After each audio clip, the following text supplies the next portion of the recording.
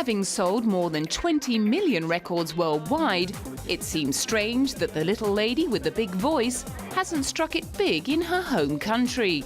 Despite being a household name in Europe, Latin America, Asia and Australia, Anastacia has only had limited success in the US. I don't need to have America, and America still is a territory for me. I still sell records. I still get on TV shows. I still do. I'm known as, you know, Anastacia, the great singer from Europe.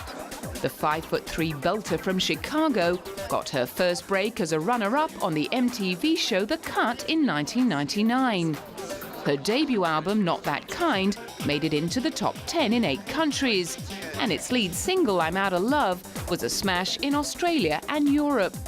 By 2002, her meteoric rise to fame was capped with an invitation to join Celine Dion, Shakira, Cher and Mary J. Blige for VH1's Divas Live, and her selection to sing the theme to the 2002 World Cup, Boom.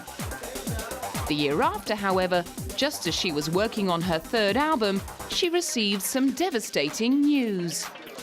I was definitely not prepared for this either, and more depressed that it came along because I was like, oh man, I so don't need this right now. Having suffered a multitude of health problems since childhood, she was now faced with being diagnosed with breast cancer. Instead of, I'm dying, you know, or why me or anything, I was like, oh, this is not fitting in with my itinerary, you know, was more of how my head, I was like, God, how do I fit breast cancer in with writing an album? God, what can I do? You know, I looked at it so differently than most people. I just kept on knowing that I wasn't going anywhere, but knowing that I had to go at it slowly. That policy worked, and she was given the all clear in time for the release of her third album, Anastacia, which introduced the world to what she described as Sprock, her own blend of soul, pop and rock.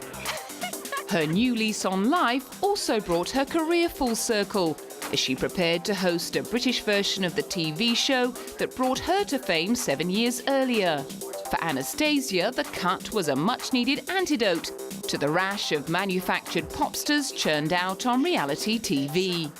Not put together by a bunch of panels of people trying to find a band, trying to find the music that they need to put in that band. It is about real bands that have been put together before we found them, that write their own material,